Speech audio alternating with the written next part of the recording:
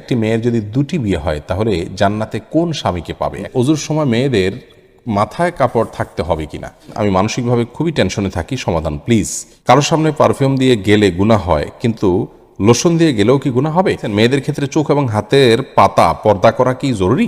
নামাজের মধ্যে মেয়েদের পর্দা কতটুকু? রোজা রাখার পর যদি পিরিয়ড শুরু হয় তাহলে কি রোজা সম্পূর্ণ করতে হবে? নামাজের সময় মেয়েরা পা জুড়ে দাঁড়িয়ে থাকবে না ছেড়ে? মোবাইলে কোরআনে অ্যাপ থাকলে ওযু ছাড়া মোবাইল ধরলে কি গুনাহ হবে?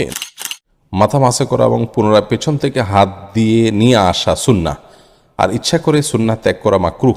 এখন মেয়েদেরও কি সম্পূর্ণ মাথা মাসা করতে হবে? মাথায় খোপা থাকলে তো সমস্যা হয়। এটা প্রশ্ন করেছেন কাজী মায়া। দেখুন, মাথা মাসের জন্য ভেজা হাতকে এইভাবে দিয়ে পেছনের দিকে টানবেন, এইটুকু ব্যবহার হবে আর এইটুকু অবহেলিত থাকবে, কারণ এভাবে আপনি টানবেন। আসার সময় আবার এই অংশ দিয়ে আপনি এভাবে টানবেন, তাহলে বাকিটুকু ব্যবহার হয়ে যাবে। এভাবে করাটা সুন্নাহ। অতএব এটি নারী পুরুষ সকলের জন্যই প্রযোজ্য, যে সবাই এভাবে প্রথমে পেছনের দিকে নিয়ে এরপর সামনের দিকে টেনে আপনি মাসাহ করবেন। মোবাইলে কোরআনে অ্যাপ থাকলে ওযু ছাড়া মোবাইল ধরলে কি গুনাহ হবে? নূর AR লুবনা এই আইডি থেকে আপনি জানতে চেয়েছেন। জি, আপনার প্রশ্ন উত্তর হলো যে মোবাইল অ্যাপসে কোরআন থাকলে ওযু ছাড়া সেটি স্পর্শ করা যাবে, কারণ এটি সরাসরি কোরআন স্পর্শ করা হয় না এর মাধ্যমে। এরপরে নামাজের মধ্যে মেয়েদের পর্দা কতটুকু জানতে চেয়েছেন আব্দুস শাকুর। নামাজের মধ্যে মেয়েরা পরিপূর্ণ শরীর ঢেকে রাখবেন। আলমার আত আওরাতুন, নবী সাল্লাল্লাহু আলাইহি ওয়াসাল্লাম বলেছেন, নারীরা পরিপূর্ণই সতর এবং তাদের পুরো শরীরই সতরের অন্তর্ভুক্ত, সেজন্য যথাসম্ভব পুরো শরীরকে ঢেকে রাখার চেষ্টা করতে হবে। নামাজের সময় মেয়েরা পা জুড়ে দাঁড়িয়ে থাকবে না ছেড়ে? ইন্ডিয়া থেকে প্রশ্ন করেছেন কামাল উদ্দিন ভাই। সালাতের মধ্যে মেয়েরা পরিপূর্ণভাবে দাঁড়িয়ে থাকবে, পরিপূর্ণভাবে মেয়েরা সালাতের মধ্যে দাঁড়িয়ে থাকবে, পা ছেড়ে দাঁড়িয়ে থাকার কোনো সুযোগ নেই। অর্থাৎ আপনি একটু রেস্ট দিয়ে দাঁড়াবেন, আবার একটু কি বলে এটাকে, আরাম করবেন, একটু টাইট করবেন, এরকম কোনো সুযোগ নেই, বরং পরিপূর্ণভাবে আপনাকে পায়ের উপরে দাঁড়াতে হবে। এরপরে মাস্তুরা আপনি জানতে চেয়েছেন, রোজা রাখার পর যদি পিরিয়ড শুরু হয় তাহলে কি রোজা সম্পূর্ণ করতে হবে? রোজা রাখার পর যদি পিরিয়ড শুরু হয় আর যদি রমজান মাস হয় তাহলে সেক্ষেত্রে আপনি বাকি দিন পানাহার করা ছাড়া থাকবেন, কিন্তু এই রোজাটা আপনাকে পরবর্তীতে রাখতে হবে। আর এরপরে প্রশ্ন করেছেন মোহাম্মদ মারুফুল হক। আপনি জানতে চেয়েছেন, মেয়েদের ক্ষেত্রে চোখ এবং হাতের পাতা পর্দা করা কি জরুরি? আপনি সাধারণ অবস্থার কথা যদি বলেন তাহলে সেক্ষেত্রে আমরা বলবো এটি আবশ্যক নয়, জরুরি নয়। হাতের পাতা এবং পায়ের পাতা ঢাকা এটি হলো মূল ফতোয়া, কিন্তু মুতাআখিরিন উলামা ইকরাম বলেছেন এবং বর্তমান যুগে উলামা ইকরাম সারা বিশ্বে বলে থাকেন যে যেহেতু ফিতনা সংকটের একটি সময় চলছে, মেয়েদের হাতের পাতা কিংবা পায়ের পাতা দেখেও তাদেরকে নিয়ে বাজে চিন্তা করা এটি একটা কমন বিষয়, সাধারণ বিষয়, এমন না যে কদাচিৎ।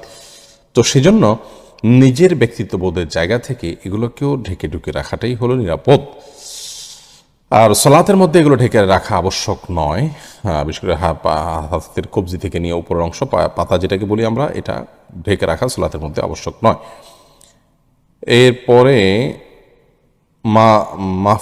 মাহফুজা ইসলাম আপনি জানতে চেয়েছেন, কারোর সামনে পারফিউম দিয়ে গেলে গুনাহ হয়, কিন্তু লোশন দিয়ে গেলেও কি গুনাহ হবে? খুবই গুরুত্বপূর্ণ প্রশ্ন বোন।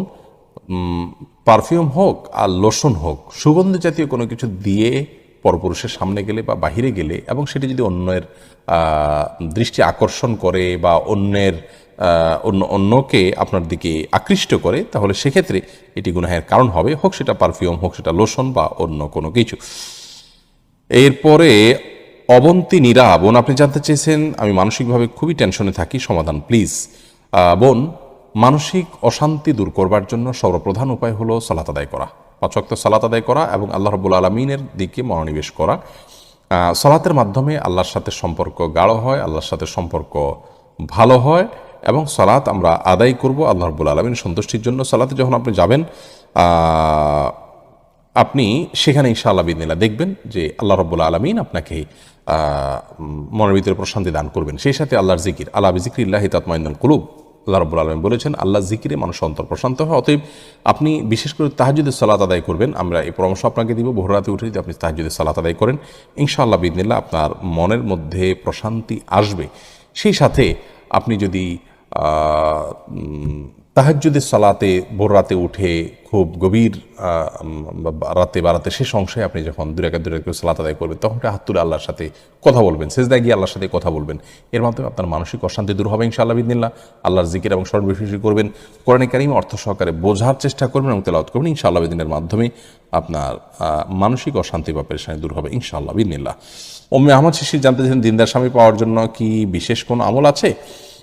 দিনদার স্বামী পাওয়ার জন্য, দিনদার স্ত্রী পাওয়ার জন্য, জীবনসঙ্গী সঙ্গিনী পাওয়ার জন্য সূরা ফুরকানের 74 নম্বর আয়াত, রব্বানা হাব লানা মিন আজওয়াজিনা ওয়া যুররিয়াতিনা কুররাতা আয়ুন ওয়াজআলনা লিল মুত্তাকিনা ইমামা। এটি পাঠ করবেন। আবারও বলছি, সূরা ফুরকান আয়াত নম্বর 74। এটির রব্বানা থেকে নিয়ে শেষ পর্যন্ত এটি পাঠ করবেন অর্থ সহকারে বুঝে। ইনশাআল্লাহ বিদিন আল্লাহ তাআলা ভালো জীবনসঙ্গী দিবেন, সঙ্গিনী দিবেন। সেই সাথে নিজে জীবনসঙ্গী, নিজে ভালো মানুষ হওয়ার চেষ্টা করবেন এবং আল্লাহর কাছে সাধারণভাবেও দোয়া কবুলের সময়গুলোতে হাত তুলে চাইবেন এই বিষয়টি। মাহিরা জান্নাত আইরা জানতে চেয়েছেন, অজুর সময় মেয়েদের মাথায় কাপড় থাকতে হবে কিনা? অজুর সময় মাথায় কাপড় থাকা কোনো আবশ্যক কোনো কিছু না। এমনি আশিক জানতেছেন, একটি মেয়ের যদি দুটি বিয়ে হয় তাহলে জান্নাতে কোন স্বামীকে পাবে? একমাত্র আল্লাহ তাআলা ভালো জানেন এটার মূল উত্তর। বাহ্যে তো মনে হয় যে শেষ স্বামী যিনি থাকবেন তার সাথে তার জান্নাতে থাকা হবে, কিন্তু এ বিষয়ে অদৃশ্য জগতের বিষয় একমাত্র আল্লাহ তাআলা ভালো জানেন।